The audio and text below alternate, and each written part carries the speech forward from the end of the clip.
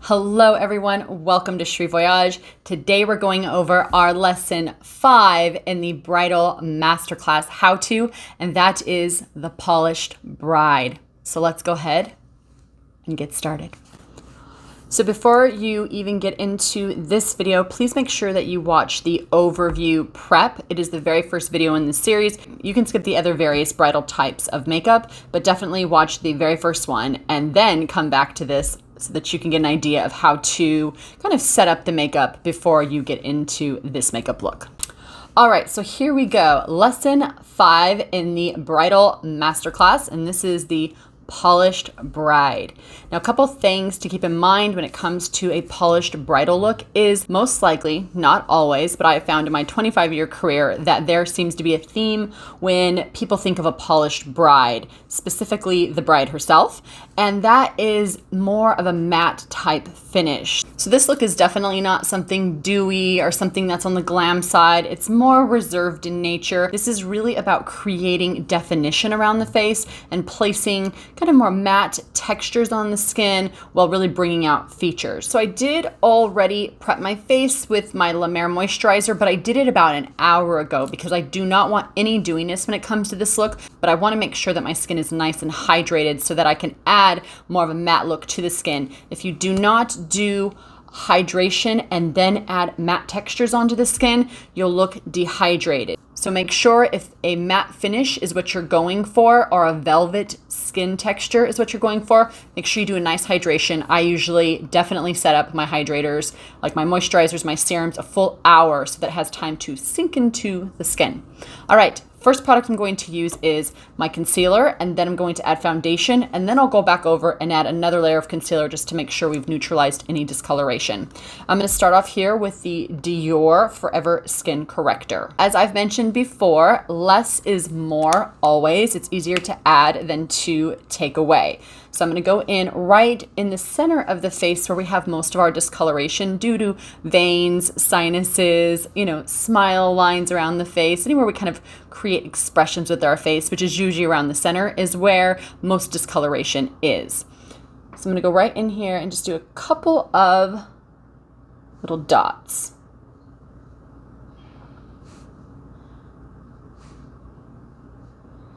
Getting that sun hit right on either side of the cheek usually gives us some dark spots around the outside area, which I'm getting lovely little ones all through here.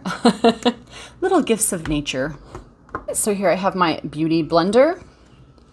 I'm just going to go and tap that onto the skin. Now my technique never really changes. 99% of the time I press and then I roll. So pressing pushes the product into the skin, kind of basically helps the pigments in the product, foundation, concealer, etc., to adhere with the oils in the skin.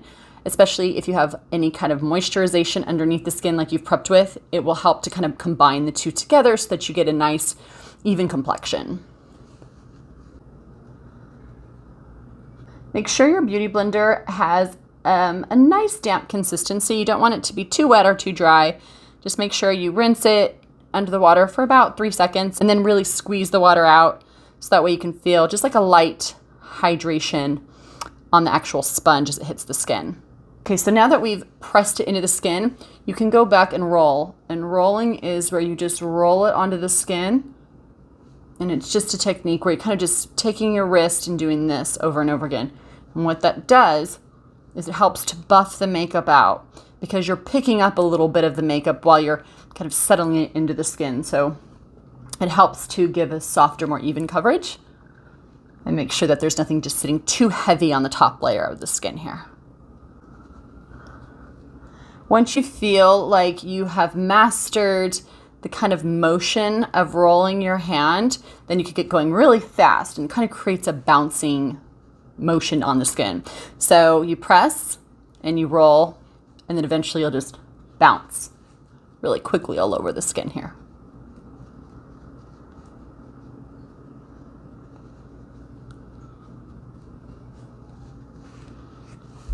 All right, so we've neutralized some of the discoloration on the face. Now we're going to go in with a foundation. All right, next we're going with the Chantecaille Future Skin Cushion Compact Foundation. This is in the color Vanilla. This is a fantastic, fantastic foundation. It gives you full coverage, lightweight, hydrating, 12+ hour wear. And what I love is that when you go to put the foundation on, you can use this throughout your wedding ceremony, honeymoon, etc. to touch up your makeup, and it never looks cakey or heavy. It layers beautifully because it gives really beautiful thin layers of pigment across the skin, so it never looks like too much. So I like to just put my fingers in here like so, and then just grab the product by pressing down, and it will pick up onto the sponge. Start right in the center of the face and lightly work outward. I'm going to do just one side so that you guys can see the difference from the side that has the foundation compared to the side that does not.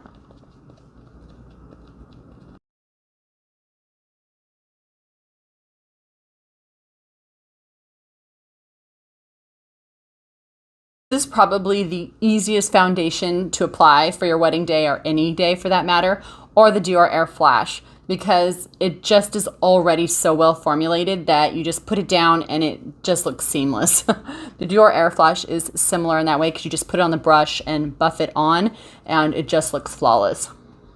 Okay, so here is this side with the Chantecaille Cushion Compact and the side without. All right, both sides of the foundation are done. Let's go ahead and get into the bronzer. I'm going to use a matte bronzer because we're sticking with a matte theme here. And I'm using the Victoria Beckham Brick in the 02 color. This is a wonderful product for those of you who like a very natural matte bronzer. Great contour as well that you can do with this. The other one that I love just as much is the Dior bronzer. So I'm going to go ahead now and take my Wayne Goss brush in 02. And I'm going to first grab the lighter one. And I'm going to ever so lightly just put that all over my face. So what this does is it gives a nice kind of golden warmth to the skin without being too much. Now what I'm going to do is take the darker shade here. I'm going to go ahead and carve out right in the hollow of that cheek, right from the ear, top of the ear right here, to the outer edge of the eye. Just do a nice little line there and then flick up. Always up if you want to do some lifting on the skin. If you were to go just this way, it could be too harsh. And if you do this big swirling action, it will look really muddy and heavy here. And if you just go back and forth and then kind of down, it'll actually drag the face down. So you want to definitely be very precise when it comes to your applications. That's why I say less is more, so that you could go in and kind of target the features on your face and make sure that everything looks really flawless and even and precise. So from there, I'm flicking up. And I'm working around in the C shape of the face, which is right through here. I'm just working around. And we do that because if I just did right here, you would see these areas that are lighter. But by bringing it up and around, it gives a much more natural kind of sun-kissed look, like you were just hit by the sun in one angle and it just warmed up that side of the cheek. From there, you're going to take your brush and do light circles.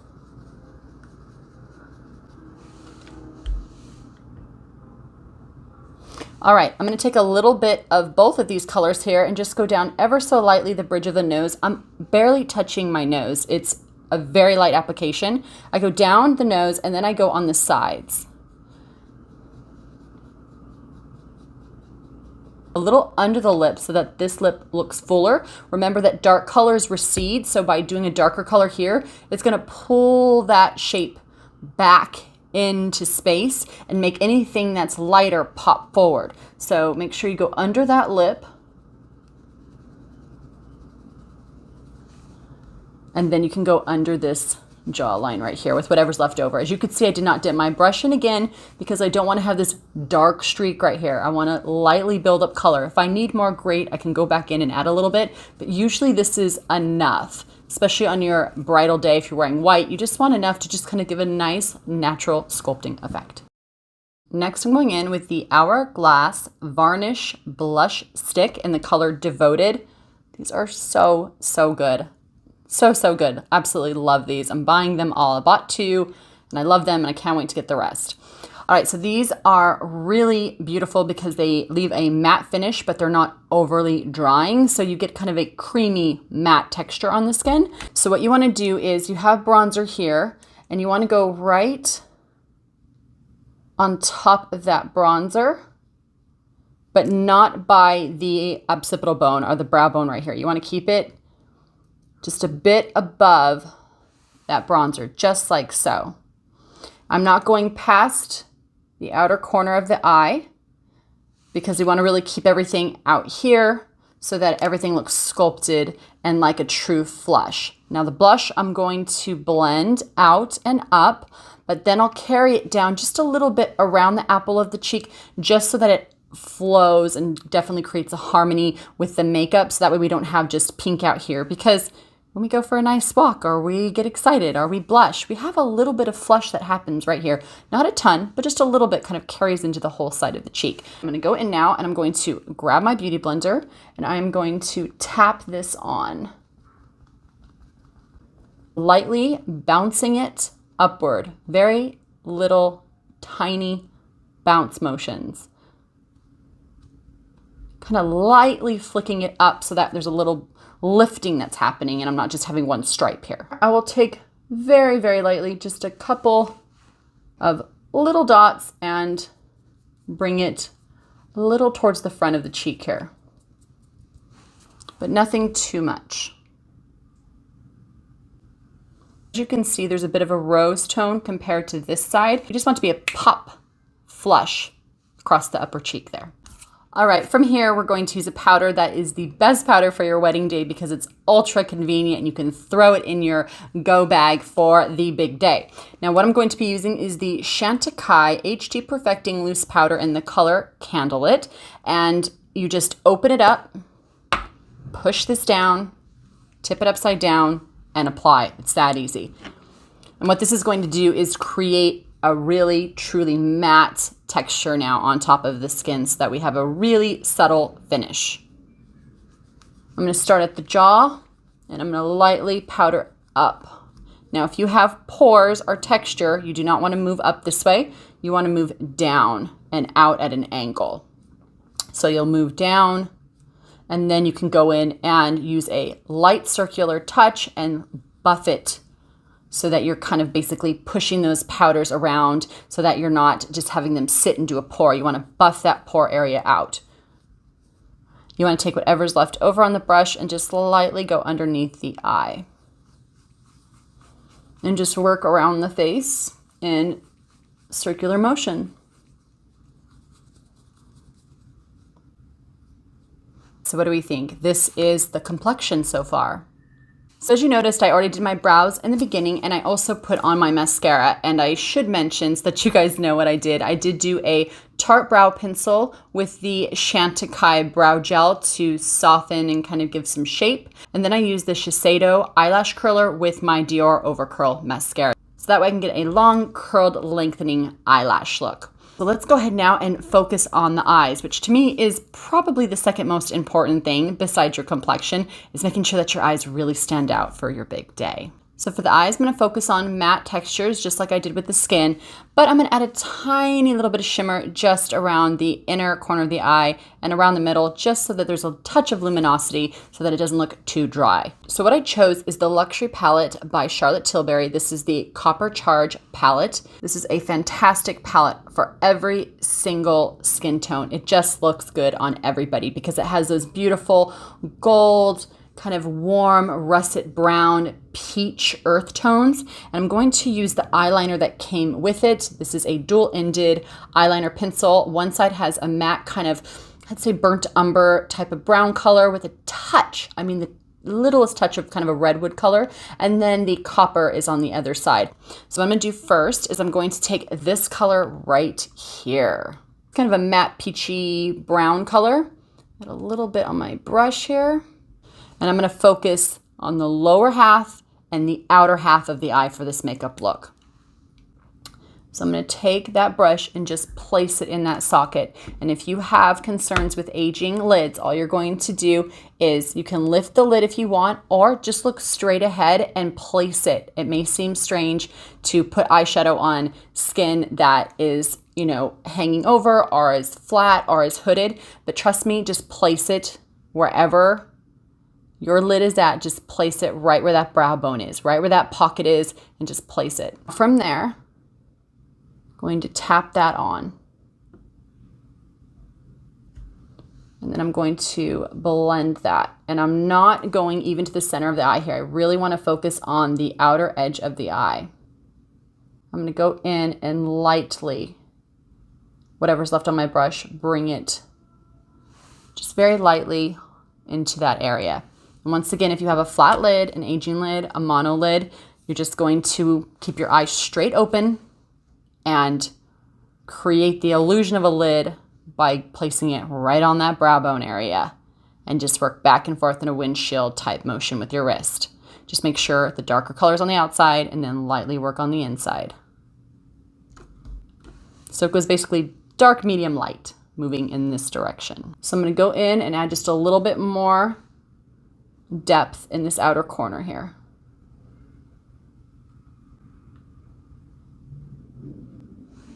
Now you want to make sure, no matter what eye shape you have, that that shadow is touching that lash line. Because if you just put shadow here and you have aging eye concerns and you close your eye or open it or look down, you don't want to have any gap through here. So make sure that it is pressed all the way to the lower lash line so that there's no gapping between the brow bone and the lash line. All right, from there, I am taking my Kevyn Aucoin base shadow brush, and I want to not have a dark, heavy line right here, so I'm going to buff that out.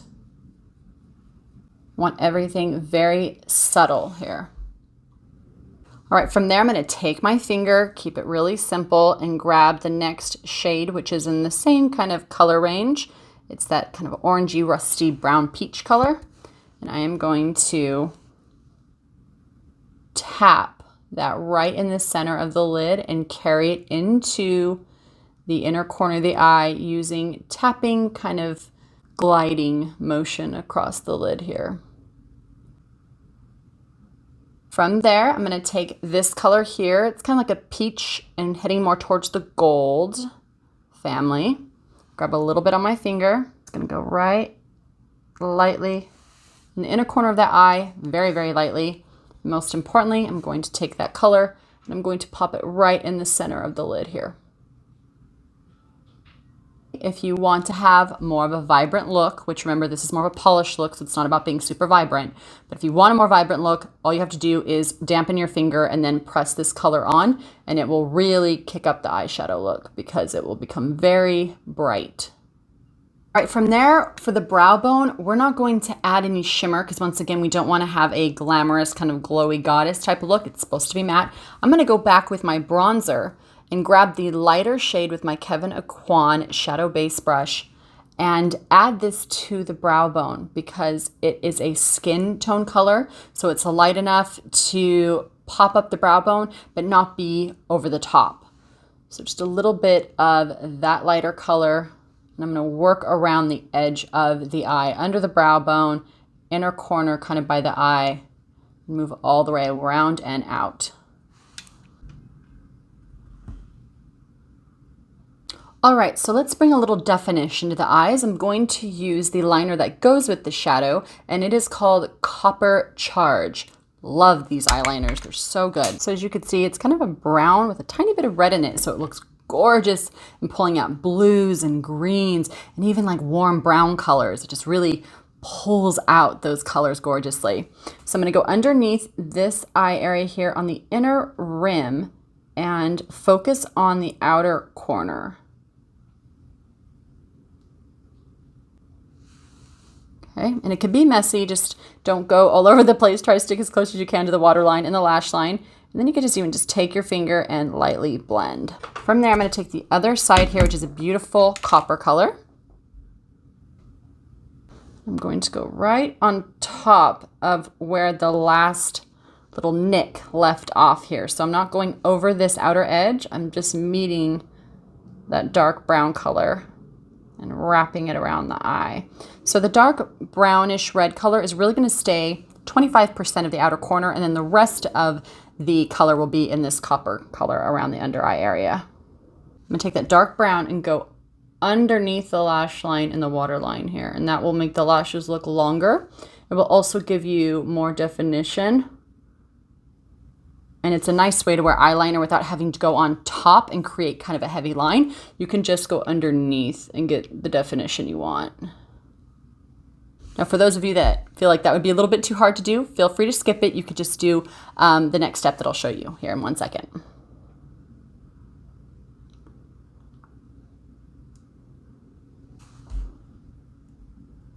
Okay, now you're going to take that liner and you're going to go right on the outer edge only. And just wiggle that against the lash line. If you have a hard time using liner, just take this side of the pencil and wiggle it against the lash line. Now, if you're wearing false lashes, what you want to make sure you do is go a little bit thicker with the line because you won't see it otherwise. So feel free at this point to pop lashes on and then go in with the eyeliner and go right on top of that lash line and go a little bit thicker just so that it really catches that outer corner. You want definition to show on that outer lash line here.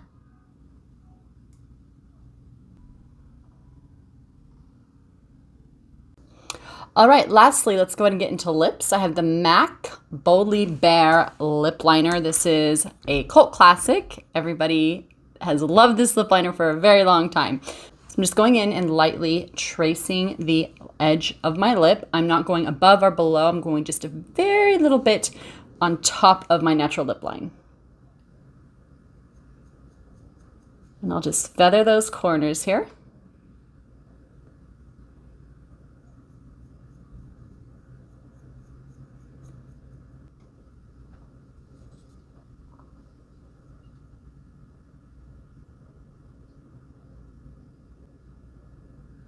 I think I'm going to go ahead and go for the Westman Atelier color because I want something that is really glossy and very thin. It's much thinner than the Coco Chanel glosses.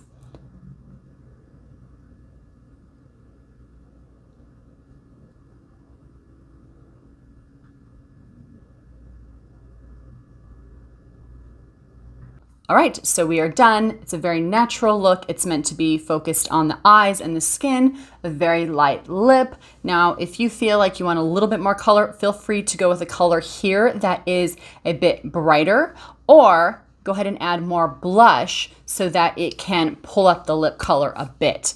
All right, everyone, we have reached the end of the video. Of course, if you have any questions, you know I'm always here for you. Comment down below. And the best way to support Cheri Voyage is to go ahead and use the affiliate links if there's any products on here that you liked.